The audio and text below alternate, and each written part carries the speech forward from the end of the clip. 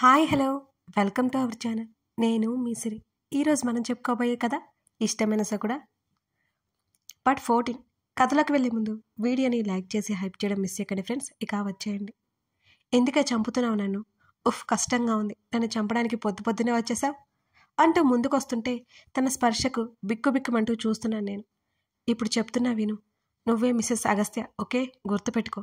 నా మీద నీకు కూడా ఇష్టం ఉందని తెలిసాక వదులుతానా? నెవర్ అంటూ సున్నితంగా నా పెదవుల మీద తన పెదవులు చేర్చాడు. విడిపించుకోవడానికి కూడా లేకుండా పోయింది నాకు తన పనికి. ఒక చెయ్యి నా నడుమును పట్టేసి ఉంటే మరొక చెయ్యి నా చేతుల్ని కట్టేసి ఉంది. అసలు ఎలా రియాక్ట్ అవ్వాలో కూడా నాకు అర్థం కావడం లేదు. ఊపిరి తీసేలా ఉన్నాడనిపించింది నాకు.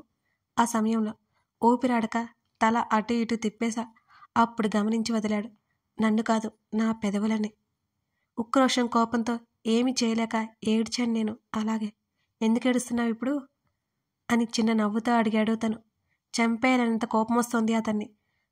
తన చేతి నుండి విడిపించుకోవడానికి నా వల్ల కాక సైలెంట్గా చూస్తూ ఏడుస్తున్నాను. నువ్వెలా ఉన్నా, నువ్వు ఎంత దరిద్రంగా ఉన్నా నాకు ఇష్టం. నువ్వు ఫ్రెష్గా ఉన్నట్టే ఫీల్ అవుతా. అది నిరూపించడానికే ఇప్పుడు కిస్ చేశాను. అర్థం చేసుకో డియర్ సెనోరిటా అని చెప్పాడు ఓవర్ యాక్షన్ తెగ చేసేస్తూ. ఒక్కసారి వదిలి చూడు అన్నాను నేను. కొడతావేంటి నన్ను అని అడిగాడు తను సన్నగానే నవ్వుతూ. ఖచ్చితంగా. నన్ను ఇంతలా టార్చర్ పెడుతున్నా నిన్ను కొట్టుకుంటే ఎలా ఉంటాను? ఐ హేట్ యూ అని గట్టిగా అరిచాను నేను. వావ్, ఐ లవ్ యూ చెప్పావా? థ్యాంక్ యూ సో మచ్ అని నన్ను గట్టిగా హత్తుకున్నాడు. నేను హేట్ యూ అన్నాను అని ఎంత గట్టిగా అరుస్తున్నా వినిపించుకోలేదు. కాదు, వినబడినట్టు నటించాడు దొంగ సచ్చినోడు. బాబోయ్, నేనేంటి ఇలాంటి మాటలు మాట్లాడుతున్నా అని కంగారు పడి దిగ్విజయంగా అష్ట కష్టాలు పడి తన నుంచి విడిపించుకున్నాను నేను. నిజానికి నేను విడిపించుకోవాలనుకున్నది జరగదు. తను వదిలాడు కాబట్టి జరిగింది. తన మీద చాలా కోపంగా ఉన్నాను నేను. కోపంగా ఉన్న పీకేదేం లేదు అనే విషయం తెలుసు నాకు. ఇతన్ని రెచ్చగొడితే ఇంకా ఎక్కువ చేస్తాడు. మామూలుగా చెప్పాలని బలంగా ఊపిరి తీసుకొని అగస్త్య వైపు చూశాను. అప్పటికే నా నుంచి దూరం జరిగాడు అగస్త్య. సార్, అర్థం చేసుకోండి, మీకు నాకు అసలు సెట్ అవ్వదు అని నేను మాట్లాడుతుంటేనే కళ్ళు చిన్నవి చేసి చూశాడు. అంటే నేను మీకు సెట్ అవ్వను, ప్లీజ్ ఈ విషయాన్ని ఇంతటితో వదిలేయండి. మీకు మంచి అందమైన డబ్బున్నా ఫస్ట్ హ్యాండ్ అమ్మాయి దొరుకుతుంది అని టక్కున నోరు జారాను. కావాలనే అన్నానులే కానీ నోరు జారానని తర్వాత తెలిసింది. ఇంకోసారి పిచ్చి పిచ్చిగా మాట్లాడితే పళ్ళు రాలుతాయి, అర్థమైందా? ఎర్రపడ్డ ముఖంతో వేలు చూపిస్తూ అన్నాడు అగస్త్య.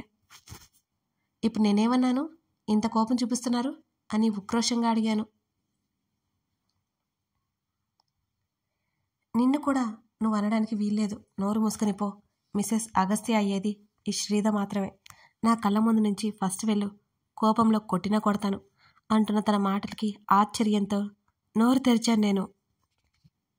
నన్నెన్ని మాటలన్నాడు రాక్షసుడు. కానీ ఇప్పుడు నన్ను నేను కూడా ఏదో అంటుంటే అనుకోకూడదంటూ నా మీద గయ్యం లేస్తున్నాడు. కొడతాడంటే కొడతాడు. కొడితే చూస్తూ ఊరుకుంటా మరి. ఈ రావణుడికి మూడ్ స్వింగ్స్ అనుకుంటా. నిమిషానికి ఒకసారి మైండ్ సెట్ మారిపోతూనే ఉంటుంది. అరే, ఇద్దరికి పడదు అని చెప్తుంటే వినిపించుకోడే. ముద్దులు కూడా పళ్ళు కొరుక్కుంటూ తిట్టడమే సరిపోయింది నాకు. తన మనసుని గాయం చేసే బలమైన అస్త్రం ఏంటా అని తెగ ఆలోచిస్తున్నా. నలిగిన షర్ట్ని సరిచేసుకుంటూ టై కట్టుకున్నాడు. కోట్ తీశాడు వేసుకోవడానికి అన్నట్టుగా. గోడ గడియారం టిక్ అని సౌండ్ చేసింది.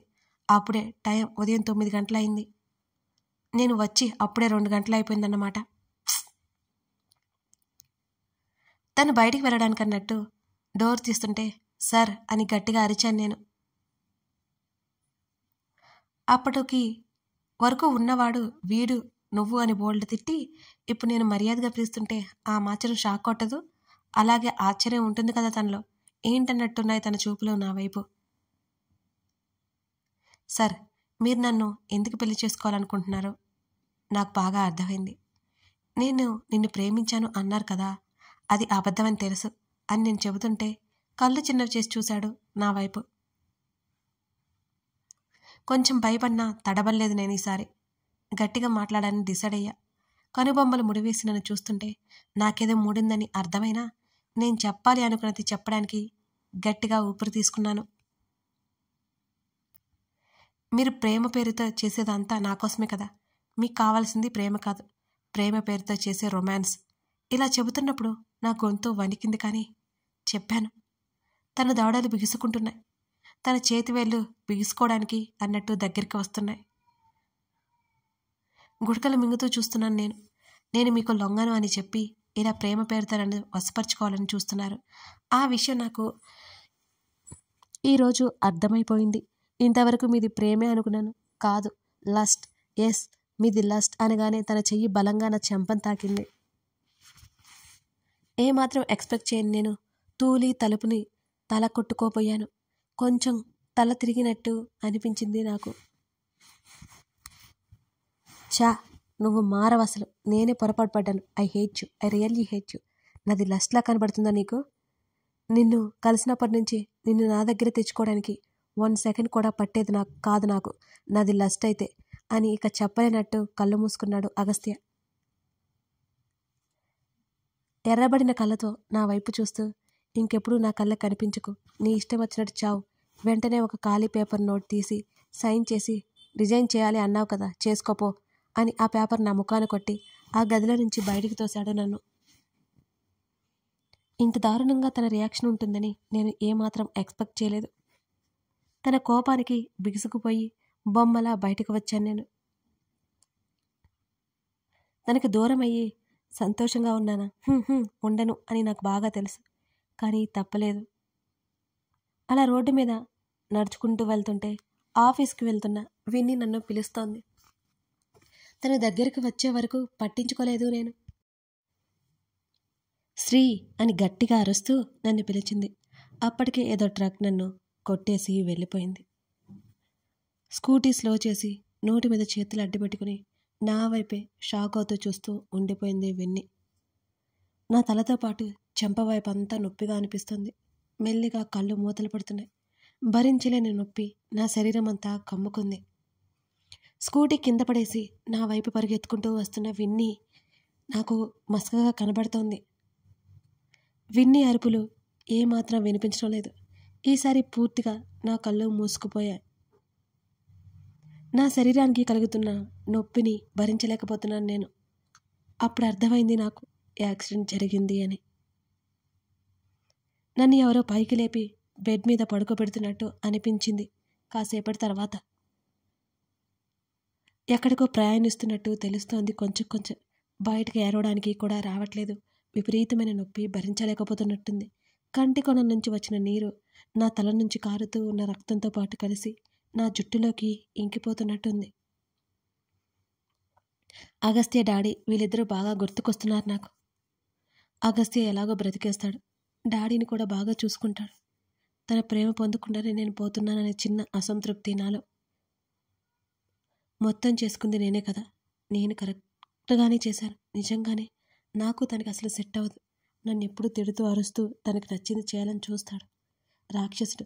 నా పర్మిషన్ లేకుండానే ముద్దు పెట్టుకున్నాడు అని అనుకుంటూ నవ్వుకున్నాను నేను. మా డాడీ ప్రాణాలు నిలబెట్టి దేవుడు అయిపోయాడు నాకు. తన మీద కోపమేం లేదు. తనేం తప్పు చేశాడని నేను కోప్పడాలి? ఏదో మిస్అండర్స్టాండింగ్ అంతే. తను నన్ను నమ్మడానికి ఇంతకుముందు మాకు కనీసం పరిచయం కూడా లేదు కదా. ఎలా నమ్ముతాడు మరి నన్ను? వంశీ ఎవడో కానీ నేను బ్రతికొస్తే చంపేస్తావాడిని. నా రావణుడికి నా మీద నమ్మకం లేకుండా చేశాడు వెధవ. కానీ ప్రేమ పోగొట్టేలా చేయలేకపోయాడు waste fellow. Miss you Agastya. Daddy జాగ్రత్త. నా మనసు ఘోష వినిపిస్తోంది. ఊపిరి భారమైంది నాకు. స్పర్శ నొప్పి దూరం అయిపోయాయి నా శరీరానికి. ఎన్ని రోజులు గడిచాయో తెలియదు. ఒకరోజు సాయంత్రం, అది ఏ రోజో విపరీతమైన తలనొప్పి. మెల్లిగా కళ్ళు తెరిచి చూశాను. కళ్ళకేమీ కనబడలేదు. అంతా మస్క్గా ఉంది. తల పట్టుకుని మెల్లిగా లేవడానికి ప్రయత్నించాను. శరీరం అంతా భారంగా ఉంది. లేవలేకపోయాను.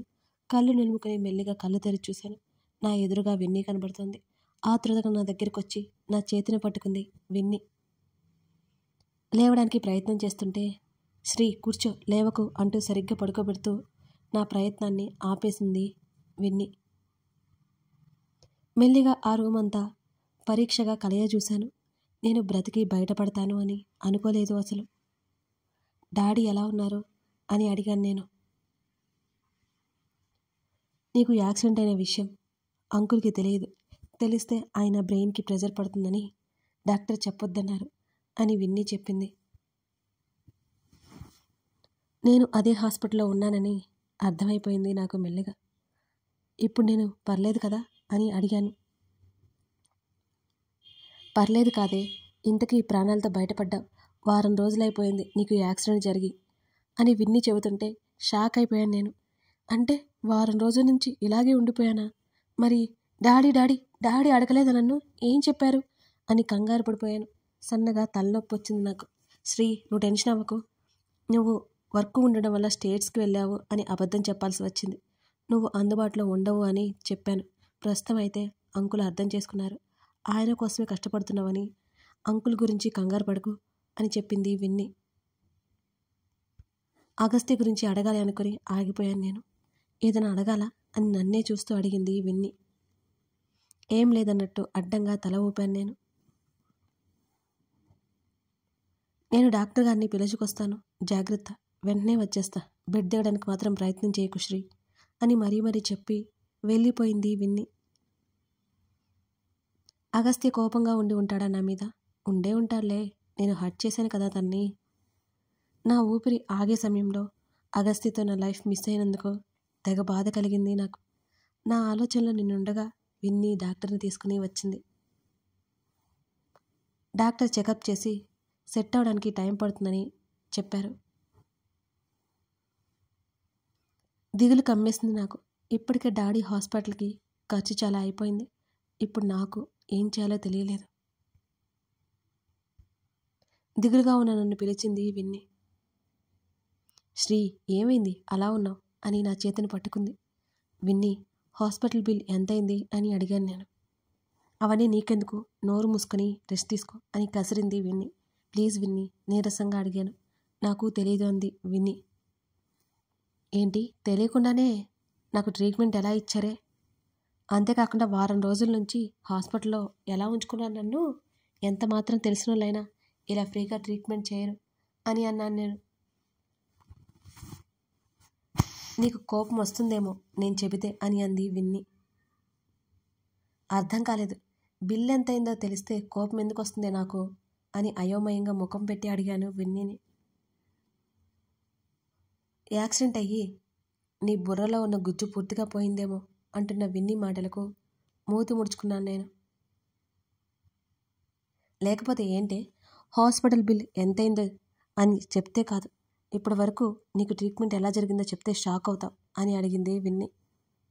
ఎందుకు? మా ఆయన కట్టాడు అని విన్నీ మాటలకి ఏం అర్థం కాలేదు నాకు.